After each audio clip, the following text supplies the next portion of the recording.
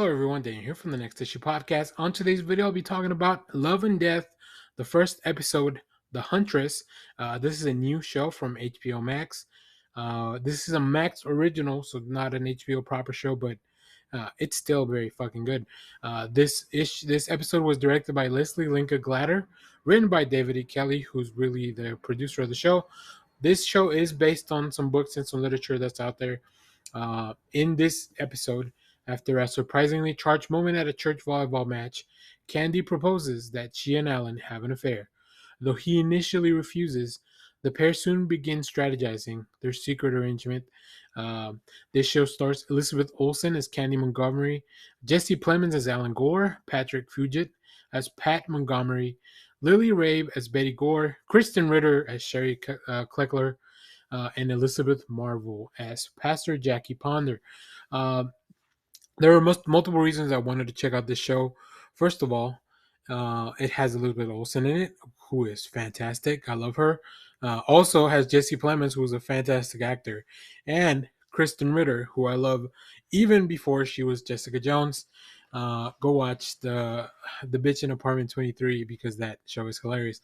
But Love and Death, like I said, it's based on a book that's supposed to be based on true story.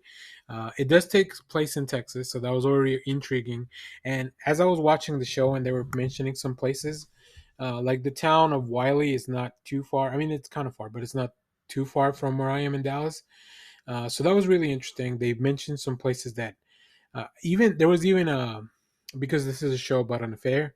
There was a motel that came up that I've seen, maybe not that same one specific one, although they do talk about the Highway 75. But I might know the area where that's happening. Anyways, that was really interesting. But Love and Death is a miniseries that tells this story of the Montgomery and the Gore families from a small town in Texas whose lives are changed forever by an extramarital affair. This first episode sets the stage for the drama that will unfold over the course of the series, and it does so in a way that it's very engaging and thought provoking. Also, this show is super horny, which is really interesting for an HBO show. Um, One of the most impressive aspects of this first episode is the way that it portrays the characters. Candy, who's played by Elizabeth Olsen, is a woman who is unhappy with her life and just willing to go to great lengths to get what she wants. She's a fascinating character, and Olsen's performance is outstanding. I think Olsen really delivers. The show really, the marketing really has been all about her, and of course, she has a lot of name recognition and a big cash in Hollywood because of of her work in Marvel and her family and everything. But yeah, Olsen just really brought the A game.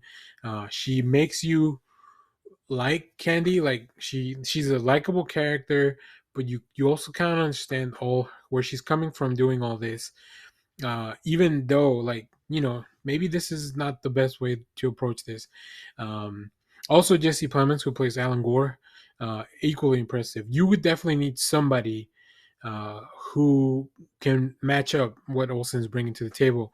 Alan is a man who becomes more entangled in Candy's web of deceit and infidelity, and Plemons just does an excellent job at portraying his conflicting emotions.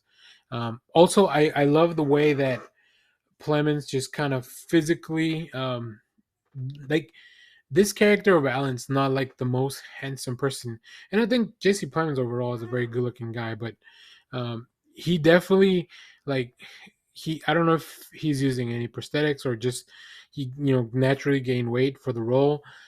He's not what you would think of a conventionally attractive person, but that's really up to everyone's on board, and I think the show explores a little bit of that too.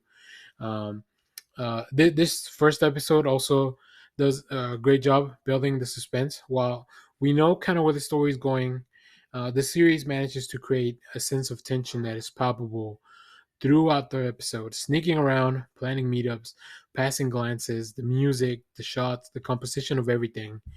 Um, and I haven't really wanted to look into what happened. First of all, I try not to look into whenever something's based on a true story for a couple of reasons. First of all, I don't want to know what's going on. I don't want the story spoiled for me.